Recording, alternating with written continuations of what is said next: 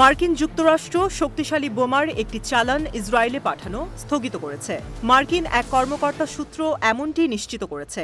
এছাড়াও গাজা উপত্যকার দক্ষিণাঞ্চলে অবস্থিত ঘনবসতিপূর্ণ শহর রাফাতে পূর্ণমাত্রায় আক্রমণ না করতে এবং যুদ্ধবিরতি আলোচনার জন্য আরও সময় দিতে ওয়াশিংটন তেল আবিবের ওপর চাপ সৃষ্টি করছে।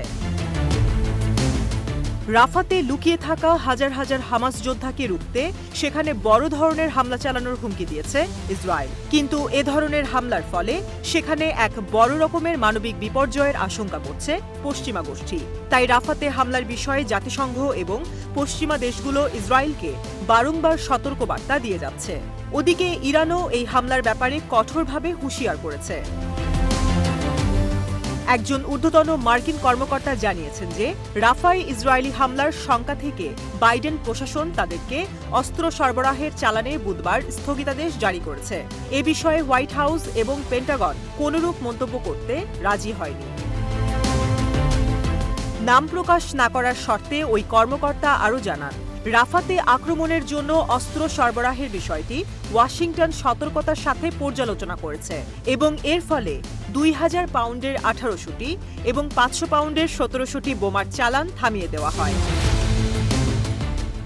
আরেকটি সূত্র মতে একজন ঊর্ধ্বতন ইসরায়েলি কর্মকর্তা নাম প্রকাশ না করার শর্তে এই বিষয়ের সত্যতা নিশ্চিত করতে অস্বীকৃতি জানায়।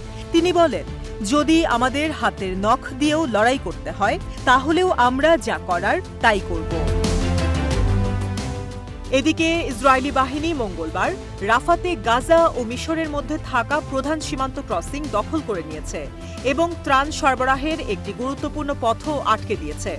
স্থানীয় বাসিন্দা ও কর্মকর্তাদের দেওয়া তথ্য মতে মঙ্গলবার ইসরায়েলি ট্যাঙ্কের হামলায় রাফার সিটি কাউন্সিল ভবনে আগুন ধরে যায়।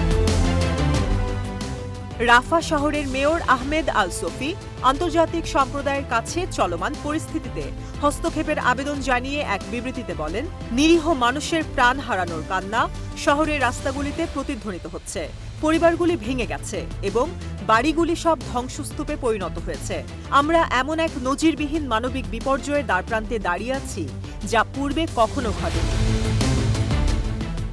ইসরায়েলি সামরিক বাহিনী বুধবার জানায় তারা পূর্ব রাফার বেশ কয়েকটি স্থানে হামাসের অবকাঠামো উদ্ঘাটন করেছে এবং তাদের সৈন্যরা রাফা ক্রসিং সংলগ্ন গাজার দিকে অভিযান পরিচালনা করছে এবং গাজা উপত্যকা জুড়ে বিমান হামলা চালাচ্ছে। অন্যদিকে হামাস, ইসলামিক জিহাদ এবং ফাতার সশস্ত্র গোষ্ঠীগুলি তাদের পৃথক বিবৃতিতে বলেছে যে কেন্দ্রীয় গাজা উপত্যকায় তাদের বন্দুকযুদ্ধ অব্যাহত রয়েছে।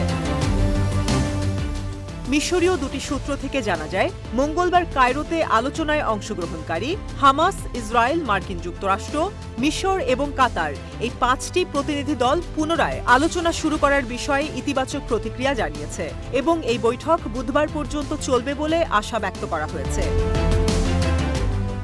গাজার স্বাস্থ্য মন্ত্রণালয়ের দেওয়া তথ্যানুযায়ী ইসরায়েলের আক্রমণে এখন পর্যন্ত 34,789 ফিলিস্তিনি নিহত হয়েছে, যাদের অধিকাংশই ছিল বেসামরিক নাগরিক।